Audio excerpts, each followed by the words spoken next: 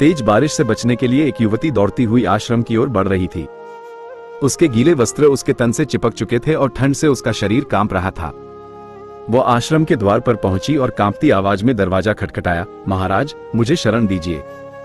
मैं बारिश में भीग चुकी हूं और मेरा पति मुझे घर से निकाल चुका है। साधु ने उसे आश्रय दिया और ठहरने की अनुमति दे दी। साधु ने पहली बार ध्यान से उसकी ओर देखा। रंजना अनुपम सौंदर्य की प्रतिमा थी। वर्षा की बूंदों से उसका शरीर दमक रहा था। गीले वस्त्रों में उसका यौवन किसी अप्सरा की तरह प्रकट हो रहा था। रात गहरा गई।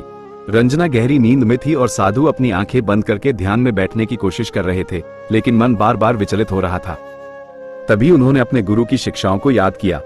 साधु ने अपने विचारों पर नियंत्रण पाया और पूरी रात ध्यान में लीन रहे। सुबह होते ही उन्होंने रंजना को बुलाया और कहा, पुत्री, जीवन में कठिन परिस्थितियां आती हैं, लेकिन तुम्हारे भीतर उन्हें सहने की शक्ति है। अब समय है कि तुम अपने जीवन को एक नई दिशा दो। रंजना ने साधु को हाथ जोड़कर प्रणाम किया